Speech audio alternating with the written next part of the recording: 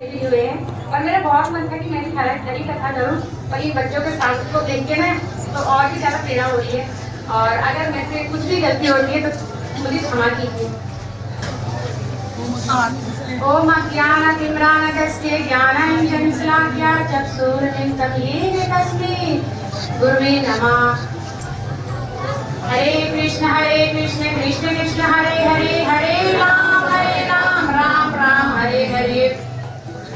मैं सर्वप्रथम अपने पति वेदांत श्रीधर महाराज गोस्वामी के चरणों में कोटि कोटि दंडवत प्रणाम करती हूँ, और जितने भी हमारे परम गुरुदेव हैं उनको कोटि कोटि दंडवत प्रणाम, और हमारे शिक्षक गुरु श्यामानंद प्रभु जी को भी कोटि कोटि दंडवत प्रणाम। और जो मैं आज कथा करने जा रही हूँ मुरारी गुप्त की, तो मुरारी गुप्त के बारे में तो आप लोग जानते ही होंगे।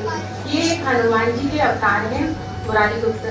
तो क्या होता है कि एक बार मुरारी गुप्त भगवत आवेश महाप्रभु भगवत आवेश में आकर सभी भक्तों पर कृपा करते हैं। जब वो सभी भक्तों पर कृपा करते हैं तो वो अपने परम भक्त जो होते हैं, उनके परम भक्त मुरारी गुप्त को अपने पास बुलाते हैं और उनको अपने स्वरूप के दर्शन करवाते हैं। और उन पर क्योंकि कथा करने का तो बहुत मन था, बीच में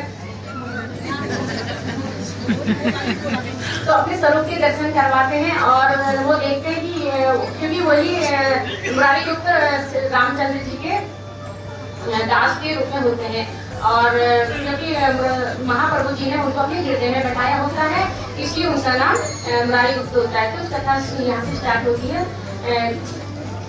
श्रीधर पर कृपा करने के बाद महाप्रभु अपने सभी भक्तों को बुलाकर कृपा करते हैं और अपने परम भक्त मुरारी गुप्त को बुलाते हैं और उन पर कृपा करते हैं।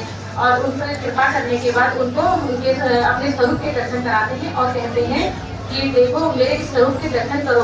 फिर मुरारी गुप्त क्या देखते हैं कि वो रामचंद्र के स्वरूप है और उनका सांवला कलर है, और रामचंद्र जी का उनके बाएं और सीता जी बैठी होती है और दाएं और लक्ष्मण जी बैठे होते हैं, और चारों तरफ से वानरों की सेना बैठी होती है। और ये सब देखकर मुरारी गुप्त एकदम मूर्छित हो जाते हैं, भाव लेकर रोकर मूर्छित हो जाते हैं। जब वो मूर्छित हो जाते हैं तो महाप्रभु कहते हैं, अरे क्या हुआ वानर राज, उठो उठो वानर श्रेष्ठ, क्या हुआ, आप उठते क्यों नहीं? देखो ये रावण जो लंका सीता को लेके चले गए थे, तब तुमने लंका को अपनी पूंछ से आग लगा दी थी और पूरी लंका को भस्म कर दिया था। उठो मेरे प्राणों से प्रिय भक्त, उठो, क्या हुआ? देखो ये सुमित्रा नंदन है। और जब ये मूर्छित हो गए थे तब तुमने दंतवादन पर्वत लेके आए थे और उनकी मूर्छा दूर की थी। और ये देखो सामने सीता माता है, इन्हें प्रणाम करो और उन्हें प्रणाम करो। और ये सब सुनते ही मुरारी गुप्त की मूर्छा दूर हो जाती है और वो विलाप करके क्रंदन करते हुए बहुत रोने लग जाते हैं। और यही रोते हुए देखकर महाप्रभु भी बहुत तेजी से रोने लग जाते हैं। और जब वो रोने लग जाते हैं तो फिर कहते हो कुछ वर मांगो। तो मुरारी गुप्त कहते हैं नहीं नहीं प्रभु मुझे कुछ नहीं चाहिए। वो कहते हैं नहीं नहीं कुछ मांगो। तो कहते हैं अगर आप मुझे देना ही चाहते हैं महाप्रभु तो ये दीजिए वर कि मुझे सारे वैष्णव का साथ मिले और मुझे आपके हरि कथा करने का अवसर मिले बार बार, और अपने हृदय में मुझे स्थान दीजिए। तो महाप्रभु बहुत खुश हो जाते हैं ये सब सुन के। तो महाप्रभु कहते हैं ठीक है ऐसे ही होगा। और ये सब सुनकर जितने भी वहाँ वैष्णव बैठे होते हैं जोर जोर से ताली बजाकर जय जयकार करते हैं।